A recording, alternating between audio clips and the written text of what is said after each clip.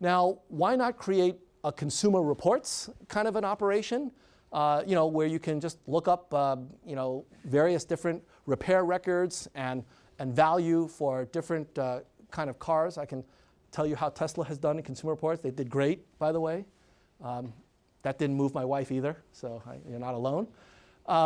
But if you now are able to measure cost and benefit, like quality adjusted life years, if you take this drug, you will get these many quality adjusted years of life.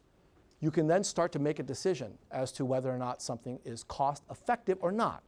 And so there was a measure that's been developed in the pharmacoeconomics literature that you read about in the handout, reading assignment for today, that's called ICER, which not related to what we're going to hear from later on about the Institute for Cost and Effectiveness Research. But ICER stands for Incremental Cost Effectiveness Ratio here. And what it means is the change in the cost divided by the change in the health. If you've got a new therapy that's going to cost that much more than the previous therapy, how much extra health is it going to buy you? That ratio determines whether or not something is a good deal or a bad deal. Now, there are many different ways of measuring this, and there's a whole literature that's developed around value-based pricing and health technology assessment and pharmacoeconomics.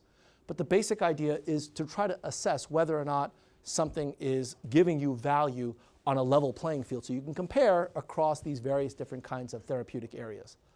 This is sensible. As an economist, I love it. My prefrontal cortex is giving me all sorts of positive vibes about this. You know what the problem is? The problem is you do this, you're going to have to say no, right? Because the whole point of this is to figure out when to say no. If you never have to say no, you don't need to do any of this. So if you're going to do this, at some point, you've got to be willing to say no. So are you willing to do that? You're talking about whether or not using a different kind of an endpoint for a clinical trial by the FDA will actually be value additive in terms of the cost benefit. And it's a very complicated analysis. It does come to a formal conclusion at the end, but you have to decide whether or not you believe in that conclusion, because it relies on a whole host of assumptions.